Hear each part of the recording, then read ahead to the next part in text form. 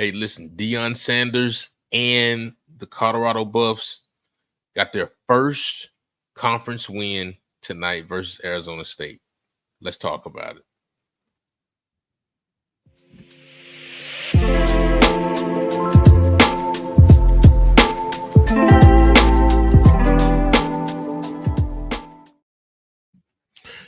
What's up, family? What's up, family? This is the Damien Jones podcast. I am your host, Damien Thaddeus Jones. God bless you wherever you are. I hope you're having a wonderful day. I hope you're having a blessed day. This is the best conversation in America. Make sure you follow me on X right now. Again, I think it's the greatest social media platform right now. X, formerly known as Twitter. Follow me at Noble Negro. And when we use Negro, I have an extra E on the end. So it's NEGRO No. Scratch that. NOBLE NEGROE. Okay. So you follow me on X. Colorado Buffs. Let's talk about it. Let me say this. I have to preface this because it's gonna be a series. Deion Sanders is fascinating. He's a fascinating watch in terms of personal life. He's a fascinating watch as to what he brings to the sport. And so as long as he is coaching, I'm going to talk about him. I'm going to lift him up. I'm going to critique him, but I think it's fun. And judging by the ratings, people are watching him. So, hey, come watch my commentary on him. But they got a big win tonight. And listen, and I critique him hard, and so I also want to be one that uplifts hard as well, and I think it makes it fair. The critiques can be accepted and can be warranted and acknowledged and listened to if the praise is higher. And I think that's fair. There's nobody on this earth that can constantly be critiqued and torn down and denigrated and never us uplift the highlights in one another. That said, they went to Arizona State tonight. They won 27-24. A game-winning field goal from Alexander. I'm sorry if I'm messing it up. Excuse me, Mata, the field goal kicker, who at certain points of the night, if you are a part of Deion's kicking team, you never know what's going on. There are some times when you should be kicking the 34 to 45 yard field goal just to get some points on the board, and then there's some times where he's going for it on fourth down like it's clockwork, and but Mata came in. They had some shaky issues earlier in the game, but down the stretch, Deion trusted him, and he came through in the clutch, man. And so you got to give him credit. And that game was a back and forth game. I think it's the grittiest win. This game against Arizona State, I think tonight, win 27-24.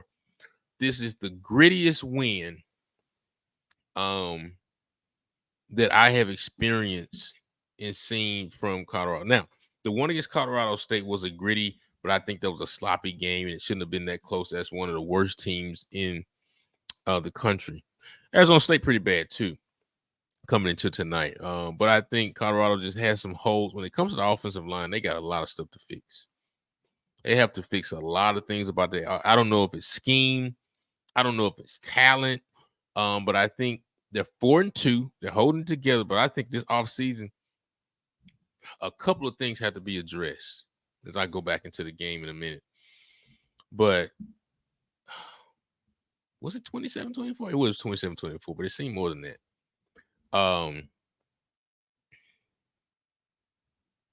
You know what? Let me finish with the game and then I'll go into this part. But in the game, I think one of the bigger storylines in the game, if you notice, Carmoni McClain, was rated the top cornerback in the country. Deion took, I think, pretty much persuaded him away from Florida State, I believe. Tall kid, but we're finding out that he's slow from a foot speed standpoint. Still 18-year-old kid, but slow. He can cover, he's athletic, but he's slow. He got beat early on. They scored an early touchdown. Arizona State did, and Comani sat for a while. And he played toward the end of the game and did a solid job. But I think he's going to get better with reps. But there's a glaring problem there in terms of his development, his growth. If he continues to grow leaps and bounds, but I really want to see his foot speed get better, Kamani McLean. But a lot of upside. That's within the game. Also within the game, Colorado leads the country in sacks given up. Man, that offensive line is bad. Second part, Colorado also leads the conference. I can't know where in the country, but leads the conference in penalties. I mean, it's false starts. It's in the neutral zone. It's pass interference. It's illegal shift. It's all kind of, it's excessive celebration.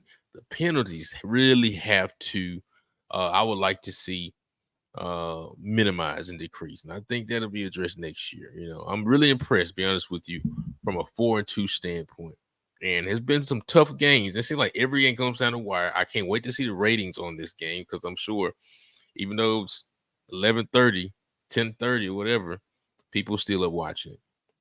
It was an exciting game. So Shador, this was not one of his best statistical nights. He really had to grind to get 230, 250 tonight, and set the game up with a beautiful throw in the clutch. I was like, what is he gonna do? I said it's 50 seconds left.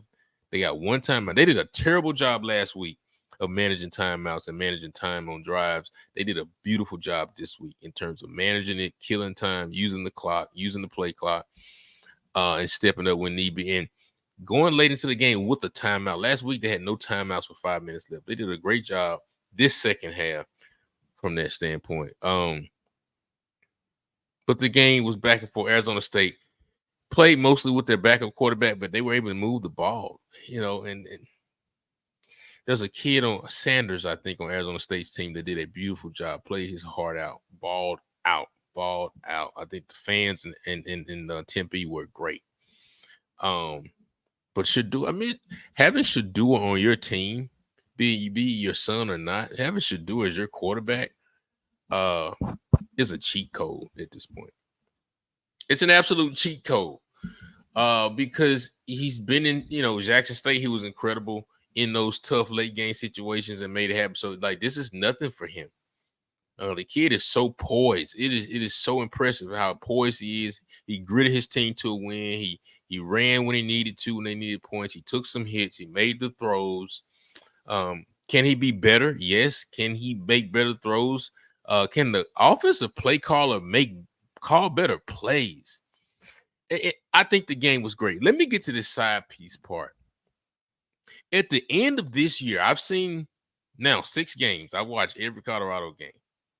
6 games. Sean Lewis cannot return next year. And I'm saying that now. And they may end up 8-2, 9-2, 10-2, 9-3, which I think will be a great season. 8-4 will be a tremendous season. Sean Lewis can't return next year. With the talent that I think Deion's going to be able to bring in next year, going how he will set a precedent that we've done well, we've done decent, and we can build more. Coming from a team that had 1 win, I don't understand the plays. I mean, against USC, that last drive was awful in terms of managing timeouts, plays called. I know they said should do a check down. I don't care. I'm the coach. If I see you check down once or twice, we're going to have a conversation. I called it for a reason at this time within the game. Run the play. If you need to check a route, you do that, but don't check to a run. We don't have any timeouts. Sean Lewis is not calling a good game offensively. They're getting away with it because I think Shador is just a really good talent. The offense is all over the place. Cannot run the ball. You got Dylan Edwards, but you can't run the ball. Same plays. They don't run crossing routes. They run these deep routes or screens. That's it. No running game. That's not going to get you very far, number one. Number two, I'm doing good on time. The defense has been absolutely awful. The defense has been awful. Let me make sure. Testing. Yeah, it's on. So the defense has been so bad. I mean, every game they're just giving up gashes. Again, maybe it's a talent problem. I think Shiloh's the best tackle on the team. I think Travis is the best cover guy. I don't think Shiloh's a great cover guy. I think he's more sticking his nose in there, stopping the run, but he does a great job of that. I think Amarion Cooper does a great job. I think Cam does a great job. But overall, that defense gives us too many games. And I believe there's no penetration on the front line. If you got penetration on the front line, every team doesn't have all day. And then your corners are covering all night. Then they're tired. So again, offseason, let's address the offensive coordinator. Let's address the defensive coordinator. I don't know if it's a talent problem or what. We need to get him more talent. What was the other thing I wanted to address? Defensive, offensive. Who's next? Who's next for this team? Let me pull it up.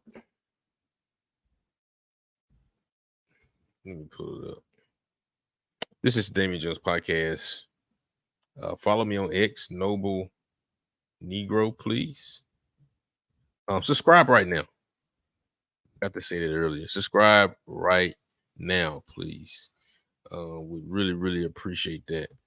So you can keep getting this information about politics, about lifestyle, about sports. I'm all over the place. About religion, I'm all over the place. You know, I might tell you one day some inspirational things. God wants you to win, and tell you the verse. Then I might come with some Deion, some sports stuff. Then I may come with some Jay-Z, Lil Boosie said. I'm all over the place, man. I just love to talk. So let me pull up their schedule. All right. The remaining schedule, it ain't getting no easier, I'll tell you that much. So they just did, okay. Next game at home is Stanford. And I think Stanford may be one of the worst teams in the country. Stanford is, what's the record? Jesus. I should just went there. Yep. Oh, Stanford is 1-4, 0-3 in the conference. Okay. Just like Arizona State. So these are the bottom teams. So next week should be a win. Okay. Next week should be a win. And then that's what, 5-2? Yeah. And then after that, there's a bye week. And then hopefully Travis will be back by October 28th. So there's a bye week next week, no Colorado game. Then you got UCLA. You going to UCLA on the 28th. Travis should be back. And if that's the case, some things look different. Maybe they can steal this UCLA game. Oregon State, I'm not sure. Arizona, I'm not sure. Washington State, I'm not sure. Utah, I'm not sure. We'll see. We'll see. But I thought it was a good game tonight. Deion got his first Pac-12 win as a coach. So kudos, congratulations to that. Congratulations to the team for their first Pac-12 win tonight. So I think from a standing standpoint, Colorado is 3, 4, 5, 6, 7, 8, 9, 10th in the conference right now. From a conference standpoint, they're 1-2. So they got to bump up a few games though. We'll see.